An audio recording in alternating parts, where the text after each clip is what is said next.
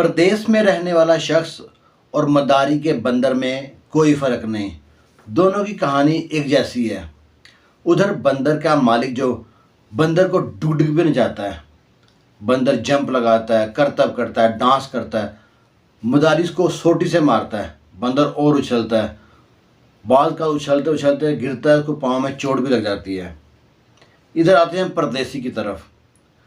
परदेसी कि जो घर वाले होते हैं, रिश्तेदार, अहलो अहबाब, उससे बड़ी बड़ी फरमाइशें कर देते हैं। परदेसी से मना नहीं होता, उनको पूरी करने के चक्कर में वो दिन रात मेहनत करता है। इतनी मेहनत करता है, वो टाइम लगाता है कि वो उसका जो सी ना उसकी सेहत ख़राब हो जाती है। और वो परदेसी जो सबका ख्याल करता है, उसका ख्याल रखने वाला कोई नहीं होता। वो बीमार पड़ जाता है, उसको कोई दवाई खिलाने वाला नहीं होता। इधर आ जाए बंदर की तरफ। जब बंदर करतब दिखा के फारिग होता है तो मालिक भेजता है, मदारी भेजता है, जाओ लोगों के पास पैसे लेके आओ। वो जाता है, लोगों के पास से पैसा इकट्ठे करके लाता है, लाके देता है मालिक को, खुद नहीं रखता।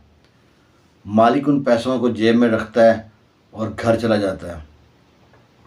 इधर परदेसी जौन सा है, वो इतने अपने खून पसीने की मेहनत कमाई जो होती है कमा के अपने प्यारों को भेज देता है ताकि अपनी ख्वाहिशें पूरी कर सकें। अगर भेजा भी किस लिए, इसलिए भेजा ना।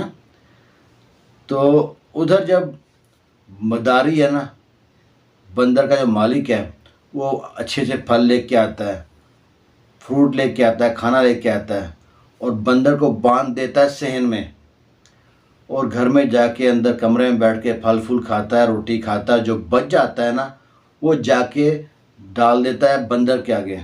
बंदर नाराज़ नहीं होता, खुशी खुशी खा लेता है। इधर परदेसी जब पूछता है ना, पाकिस्तान में घर में क्या पका था, कभी कहते हैं पुलाव पकी थी, कभी कहते हैं बिरयानी पकी थी, कभी कहते हैं चिकन बनाया, कभी कुछ और कभी कुछ। पूछे ना परदेसी से आपने क्या बनाया, वो कहता है परसों दाल पकाई थी, उसको तड़का लगा के खाया, बहुत मज़े की थी। शायद ये लाजमी कहता है बहुत मज़े की थी।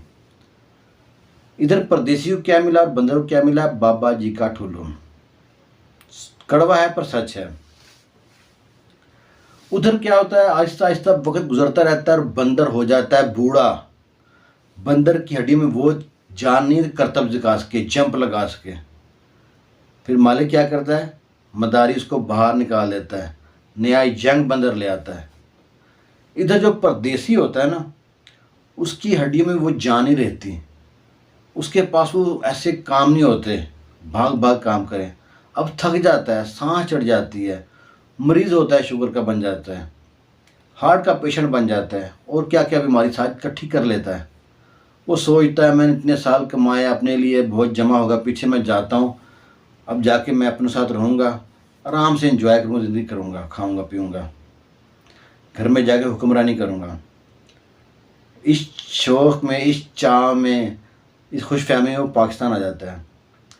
पाकिस्तान आने के बाद वो अपने जो होता है, घर वाले परेशान हो जाते हैं, भाई ये बंदा आया और जा भी नहीं रहा।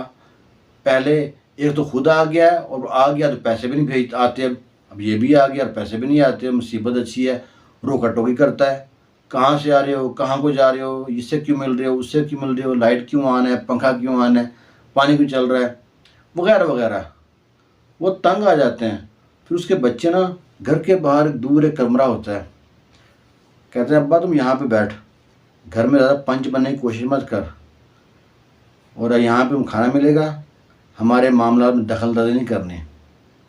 फिर वो सोचता है परदेसी कि मैंने क्या खटा।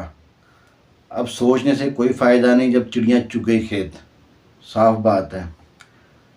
हमने 100 गंडा भी खाया, 100 चित्तर भी खाए। अब बारी है उन लोगों की जो ये कहानी सुन रहे हैं।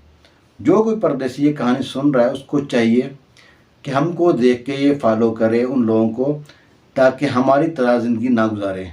बंदर वाली ज़िंदगी नहीं गुजारनी, अपने लिए लाजमी जीना है। इतना सब अपने लिए जी लोगे ना, बहुत है। ये ना हो आज से 10 साल बाद, 5 साल बाद यही कहानी आप दोहरा रहे हो,